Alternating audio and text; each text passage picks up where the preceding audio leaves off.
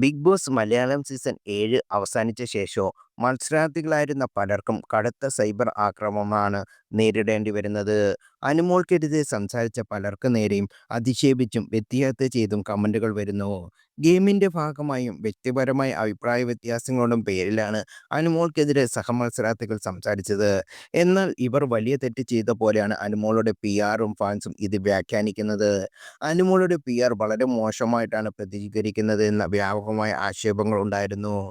ഇപ്പോഴിതാ ബിഗ് ബോസിൽ നിന്നിറങ്ങിയ ശേഷം തനിക്ക് നേരെ നടക്കുന്ന ആസൂത്രമായ സൈബർ ആക്രമണത്തെക്കുറിച്ച് സംസാരിക്കുകയാണ് ബിന്നി സെബാസ്റ്റ്യൻ.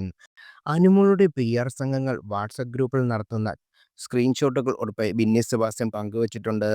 കൃത്യമായി പ്ലാൻ ചെയ്ത അറ്റാക്കാണ് അനുമോളുടെ ഫാൻസും PR-ഉം ചെയ്തതെന്ന് ബിന്നി പങ്കുവച്ച സ്ക്രീൻഷോട്ടിൽ നിന്ന് വ്യക്തമാണ്.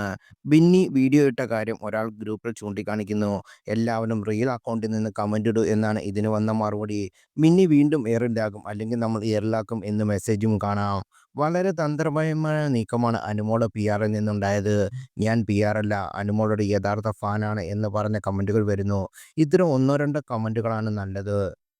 ഇത് കാണുമ്പോൾ അനുമോളുടെ യഥാർത്ഥ ആരാധകർ ആരാണെന്ന് പൊതുജനം കരുതുന്നു. എന്നാൽ സത്യത്തിൽ ഇവർ PR ആണെന്ന് വിമർശിക്കുന്നുണ്ട്.